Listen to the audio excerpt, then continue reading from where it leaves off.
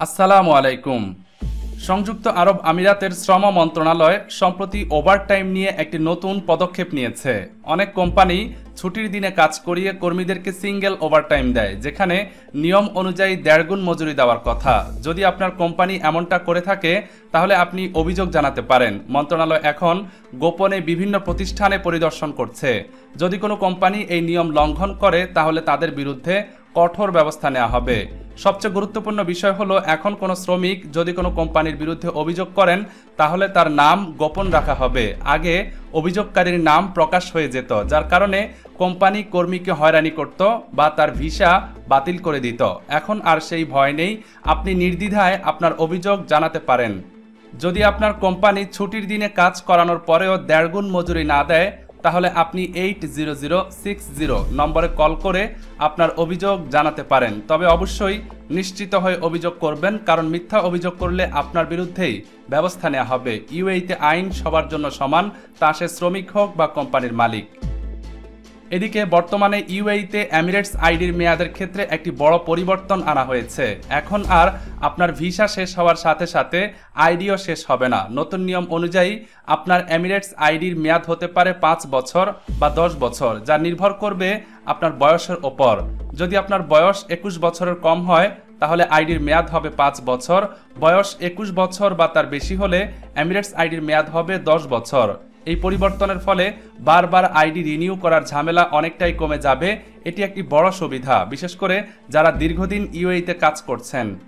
নতুন নিয়ম অনুযায়ী এমিরেটস আইডি তৈরির সমস্ত খরচ কোম্পানিকে বহন করতে হবে। এটি কর্মীদের ব্যক্তিগত দায়িত্ব নয়। তাই আপনার কোম্পানি যদি এই খরচ আপনার বেতন থেকে কেটে নেয় তবে এটি নিয়ম বহির্ভূত। আপনার কোম্পানি এই নিয়ম মেনে চলছে কিনা তা আপনি অবশ্যই যাচাই করে দেখতে পারেন।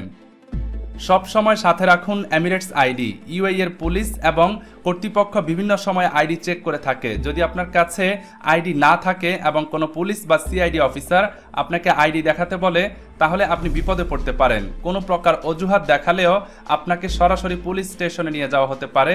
পরে আপনার আইডি পাওয়া গেলেও আপনার উপর জরিমানা আরোপ করা হতে পারে। তাই দুবাই বা ইউএই এর অন্য যে কোনো জায়গায় চলাফেরা করার সময় আপনার এমিরেটস আইডি সবসময় সাথে রাখুন। এটি আপনার সুরক্ষার জন্য খুবই জরুরি। এদিকে সংযুক্ত আরব আমিরাতে ভিসা বা আমিরাতি আইডি ছাড়া অবস্থান করা প্রবাসীরা চরম অনিশ্চয়তা ও আতঙ্কের মধ্যে দিন কাটাচ্ছেন। রাতের বেলা অহেতুক বাইরে বের হওয়াই যেন এখন সবচেয়ে বড় ঝুঁকি। বিভিন্ন এলাকায় রাত বিরাতে সিআইডি নিয়মিত অভিযানে নেমে অবৈধ প্রবাসীদের গ্রেফতার করছে। দীর্ঘদিন ধরে দেশটিতে ভিসা ট্রান্সফার বন্ধ থাকায় বহু বাংলাদেশি শ্রমিক বৈধ হওয়ার সুযোগ পাচ্ছেন না। অন্যদিকে দেশে ফিরে যাওয়ার মতো আর্থিক সামর্থ্য অনেকের নেই। ফলে বিপুল সংখ্যক প্রবাসী বাংলাদেশি দুশ্চিন্তা ও অনিশ্চয়তার মধ্যে জীবনযাপন করছেন। বর্তমানে সংযুক্ত আরব আমিরাতে নতুন লেবার ভিসা ও ভিসা ট্রান্সফার দুটোই বন্ধ রয়েছে। প্রবাসীদের দাবি, অন্তত ভিসা ট্রান্সফার চালু করা হলে হাজারো মানুষ নতুন করে শ্বাস নেওয়ার সুযোগ পেতেন। এ অবস্থায় প্রতিদিন অসংখ্য বাংলাদেশি অবৈধ হয়ে পড়ছেন এবং সিআইডির হাতে গ্রেফতার হচ্ছেন। এতে শুধু প্রবাসীদের জীবন অনিশ্চিত হচ্ছে না, রেমিটেন্সও কমে যাচ্ছে প্রতি মাসে।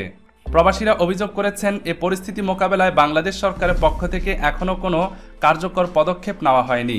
দ্রুত কূটনৈতিক উদ্যোগ গ্রহণ করে বাংলাদেশ সরকারকে সমস্যার সমাধানের দাবি জানিয়েছেন আমিরাত প্রবাসীরা। সম্প্রতি ইউএই ভিসা অনলাইন.com নামের একটি ভিসা প্রসেসিং সেন্টারের ওয়েবসাইট থেকে বাংলাদেশি নাগরিকদের ওপর সংযুক্ত আরব আমিরাতের ভিসা নিষেধাজ্ঞা তথ্য প্রকাশ করা হয়েছে। এ নিয়ে বিভিন্ন গণমাধ্যমে সংবাদ প্রকাশিত হয়েছে। তবে এ নিয়ে ভুল তথ্য ছড়ানো হয়েছে বলে জানিয়েছে আবুধাবির বাংলাদেশ দূতাবাস। সোমবার রাতে এক বিজ্ঞপ্তিতে এই তথ্য জানিয়েছে বাংলাদেশ সরকারের এই কূটনৈতিক মিশন। বিজ্ঞপ্তিতে বলা হয়, সম্প্রতি দূতাবাসের নজরে এসেছে বাংলাদেশিদের জন্য সংযুক্ত আরব আমিরাত ভিসা নিষেধাজ্ঞা জারি করেছে বা সমর্থক বাক্য হেডলাইন করে বাংলাদেশের প্রিন্ট ও ইলেকট্রনিক মিডিয়ায় সংবাদ প্রকাশিত হয়েছে। সংবাদগুলোতে ইউএই ভিসা অনলাইন.com নামের একটি তথাকথিত ভিসা প্রসেসিং সেন্টারের ওয়েবসাইটে প্রচারিত আর্টিকেলের সূত্র উল্লেখ করা হয়েছে। দূতাবাস সংশ্লিষ্ট সবার অবগতির জন্য জানাচ্ছে যে ওই ওয়েবসাইটে প্রকাশিত তথ্য সঠিক নয়। সংযুক্ত আরব আমিরাত কর্তৃপক্ষ নিশ্চিত করেছে যে এ জাতীয় ঘোষণা আমিরাতের কোনো কর্তৃপক্ষ দেয়নি। এছাড়া বিষয়টি আরব আমিরাতের সংবাদ মাধ্যম খালিজ টাইমস নিশ্চিত করে জানিয়েছে, এমন তথ্য দেশটির সরকারি কোনো কর্তৃপক্ষের পক্ষ থেকে দেয়া হয়নি। দূতাবাস বলছে, বাংলাদেশ ও সংযুক্ত আরব আমিরাতে বসবাসরত বাংলাদেশিদের এমন ভিত্তিহীন সংবাদে বিভ্রান্ত না হওয়ার জন্য দূতাবাস পরামর্শ দিচ্ছে। একই সঙ্গে সংশ্লিষ্ট সবাইকে তথ্য বা সংবাদ প্রচার অথবা শেয়ার করার ক্ষেত্রে আরও দায়িত্ববান হওয়ার অনুরোধ করেছে।